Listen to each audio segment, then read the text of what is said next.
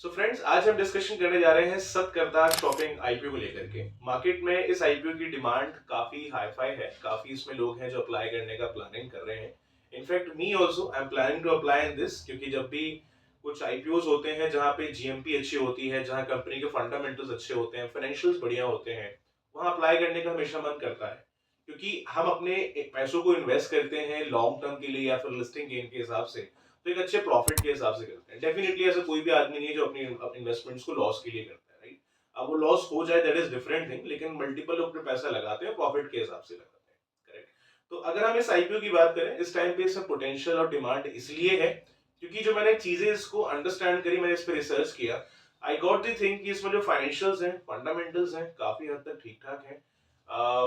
Long term के हिसाब से अगर आप प्लानिंग कर रहे हैं तो कंपनी थोड़ी मजबूत है, लॉन्ग टर्म के अंदर भी काफी अच्छा खासा विजन लेकर के चल रही है। और लिस्टिंग गेन के हिसाब से भी अगर प्लानिंग करते हैं अप्लाई करने का, तो आई थिंक ग्रोथ का चांस यहाँ पर काफी अच्छा खासा हो सकता है। तो आइए सबसे पहले इस वीडियो को शुरू करते हैं और अंडरस्टैंड करते हैं कि आईपीओ किस तरीके से वर्क करने वाला है। अभी आपको इसको अप्लाई करना चाहिए कि नहीं करना चाहिए, अप्लाई करने जा रहे हैं तो लिस्टिंग गेन के हिसाब से करें कि लॉन्ग टर्म के हिसाब से करें। लगभग सारा डिस्कशन हम करने वाले हैं आज के इस एक वीडियो के अंदर। सो बने रहिए स्टार्टिंग से लेकर एंड तक। अगर आप इस चैनल पे नए हैं तो please subscribe this channel, like this video and share with everyone. सबसे पहले अगर हम बात करें इस आईपीओ के 3 पॉइंट्स के बारे में, जो सबसे 3 पॉइंट है मेजर पॉइंट्स होने वाले हैं आपके लिए। जब भी हम आईपीओ अप्लाई करते हैं तो हमें अगर ये 3 चीजें अगर क्लियर हैं उस आईपीओ के बारे में, तो मल्टीपल इंफॉर्मेशन हमने गैदर कर ली है। और इतना इंफॉर्मेशन भी काफी है एक आईपीओ में अप्लाई करने के लिए। सबसे पहले हम डिस्कशन करने वाले हैं इनके जीएमपी के ऊपर। इस टाइम पे इनकी जीएमपी स्टैम्प कितनी चल रही है। जीएमपी दर्शा देता है लगभग कि कोई भी अगर आईपीओ मार्केट में अगर आया है, जीएमपी अगर 20, 30, 40, 50% के अगर आसपास है, तो उसको काफी हद तक अच्छा माना जाता है और चांसेस होते हैं कि प्रॉफिट में ही ओपन होने का चांस है या फिर इसी के आसपास ओपन होने का चांस है। हालांकि जीएमपी कोई फिक्स नहीं होता है, ये सिर्फ एक एस्टिमेटेड आइडिया होता है। तो जो भी रहेगा वो आपको लिस्टिंग डेट पे ही मालूम पड़ेगा कि आपको ये प्रॉफिट पे ओपन हुआ है या आईपीओ की लॉस पे ओपन हुआ है, जो भी है आपको लिस्टिंग डेट में मालूम पड़ेगा। बट फिलहाल इनकी जो जीएमपी है वो 30% के आसपास टाइम पे शो कर रही है, जो कि ये दर्शा रही है कि प्रॉफिट में ओपन होने का चांस है 30% तक के हिसाब से।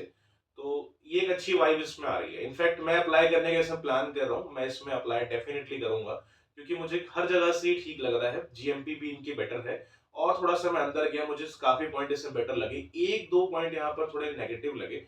मैं आपको वो आगे शेयर करूंगा कि इसमें नेगेटिव क्या है, क्योंकि पॉजिटिव के साथ नेगेटिव को अंडरस्टैंड करना बहुत जरूरी है आज की डेट में। तो ये कुछ एक्सपेक्टेड जीएमपी है जो अभी इस टाइम पे शो हो रही है। हालांकि समय के साथ साथ ये भी चेंज होती रहती है, तो आप अगर चेक करना चाहें तो ऑनलाइन इसको चेक कर सकते हैं। दूसरी चीज अगर हम लोग बात कर ले यहाँ पर आईपीओ के बेसिक डिटेल्स के बारे में, कि बेसिकली आईपीओ का स्टार्टिंग डेट अभी क्या होने वाला है, एंड डेट यहाँ पर क्या होने वाला है, क्या इसकी लिस्टिंग डेट है, अभी इनके क्या लॉट साइज चल रहा है। सबसे पहले अगर हम लोग बात करें इनके स्टार्टिंग डेट की, तो स्टार्टिंग डेट रहने वाला है 10th ऑफ जनवरी का। अगर आप इसको अप्लाई करना चाहते हैं तो 10 तारीख से लेकर के इसको 14th ऑफ जनवरी तक अप्लाई कर सकते हैं। ये 4 दिन लगभग आपको, ऑलमोस्ट 5 दिन आपको मिल रहे हैं 10 तारीख मिला करके। आपके पास ऑलमोस्ट 5 डेज है इसको अप्लाई करने के लिए। तो आराम से 10 से 14 तक इसको आराम से अप्लाई कर सकते हैं। आपको जो लिस्टिंग यहाँ पर दी जाएगी वो 17 तारीख की लिस्टिंग है। मतलब मोटा मोटा आपको हफ्ता भर यहाँ वेट करना है स्टार्टिंग डेट से लेकर के। मतलब 10 तारीख से आपने अप्लाई कर भी दिया तो 17 तक इसकी जो लिस्टिंग है वो हो जाएगी। और जो भी है प्रॉफिट में ओपन हुआ है कि लॉस में ओपन हुआ है वो आपको उसी दिन मालूम पड़ जाएगा। ठीक है। उसके अलावा हम लोग बात करें यहाँ पर सबसे पहले कि फेस वैल्यू यहाँ पर कितना है, तो ₹10 पर शेयर के हिसाब से यहाँ पर फेस वैल्यू रहने वाला है। प्राइस बैंड यहाँ पे रखा गया है 77 रुपीज से लेकर 81 रुपीज तक का यहाँ पर प्राइस बैंड यहाँ पर रहने वाला है। लॉट साइज की बात करें तो यहाँ पर जो लॉट साइज रहेगा वो 1600 शेयर्स का यहाँ पर लॉट साइज रहने वाला है। मिनिमम जो आपकी यहाँ पर इन्वेस्टमेंट होगी वो होगी 1,29,000 रुपए की, मतलब एक लॉट में 1600 शेयर्स रहेंगे। और जो इन्वेस्टमेंट है वो 1,29,000 रुपए के आसपास है। ये मिनिमम बता रहा हूँ मैं रिटेल कैटेगरी के लिए। बाकी एचएनआई कैटेगरी का मैंने ऑलरेडी नीचे लगा चुका हूँ लिस्ट, आप वहां से देख के अंडरस्टैंड कर सकते हैं। अब आते हैं सबसे इंपॉर्टेंट पॉइंट पे, which is the financial and fundamental. Guys इस पॉइंट को प्लीज ध्यान से अंडरस्टैंड करिएगा। ये सबसे इंपॉर्टेंट चीज है। अगर आपने इसको अंडरस्टैंड कर लिया, मतलब आपने कंपनी की एक अच्छे खासे स्ट्रॉन्गनेस पॉइंट को अंडरस्टैंड कर लिया है। क्योंकि जब भी हम पैसा किसी भी स्टॉक्स में इन्वेस्ट करते हैं, आईपीओ में इन्वेस्टमेंट करते हैं, हम कंपनी के फाइनेंशियल को डीपली देखते हैं कि फाइनेंशियली कंपनी मजबूत है कि नहीं, कि उसी पर हमारा काफी हद तक जो पैसा है वो भी आधारित इन फ्यूचर रहता है। तो अगर हम डिस्कशन करें इनके फाइनेंशियल्स की, तो फाइनेंशियल जो इनके हैं, पहले क्वार्टर्स के मुकाबले जो इनका एसेट है वो इंक्रीज हुआ है। इनके अगर रेवेन्यू की बात करी जाए तो रेवेन्यू पिछले क्वार्टर के मुकाबले थोड़ा सा डिक्रीज हुआ है हालांकि, लेकिन फिर भी अगर देखा जाए तो कोई खास डिफरेंस नहीं है। उसके अलावा प्रॉफिट की अगर हम बात करें तो प्रॉफिट भी कंपनी अच्छा खासा बना रही है। आप अगर देखोगे प्रॉफिट पिछले क्वार्टर में या उसके पिछले क्वार्टर में या उसके पिछले क्वार्टर के अंदर, तो कंपनी प्रॉफिट यहाँ पे बना रही है। और इस टाइम का जो उन्होंने अभी शो किया है, लास्ट जो लेटेस्ट अभी डेटा है, उसके हिसाब से प्रॉफिट काफी अच्छा खासा इनका चल रहा है। टोटल अगर बोरिंग की बात करें, जो इनके ऊपर अभी डेप्ट है, लगभग डेप्ट पहले के मुकाबले थोड़ा सा बढ़ा है।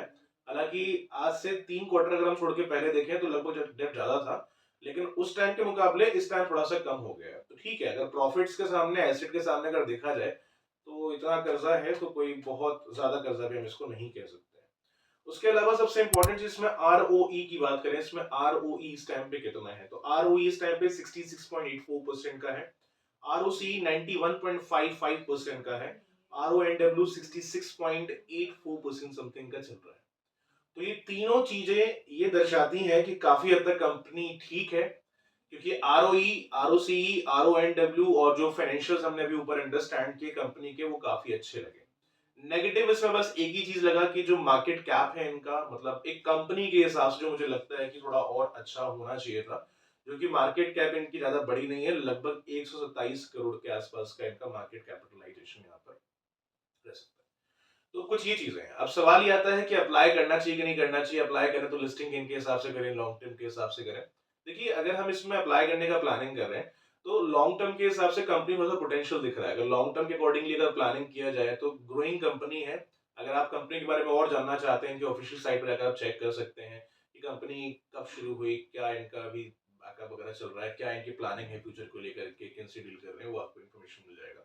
तो कंपनी स्ट्रांगनेस है लॉन्ग टर्म के मामले में, अगर देखा तो लॉन्ग टर्म में ग्रोथ का चांस काफी अच्छा खासा है, बट लॉन्ग टर्म के लिए मैं इतना कुछ श्योर नहीं हूँ, क्योंकि मैंने थोड़ा रिसर्च किया लॉन्ग टर्म के हिसाब से, तो मुझे कुछ इसमें बेसिक पॉइंट्स ऐसे लगे जो नहीं होने चाहिए।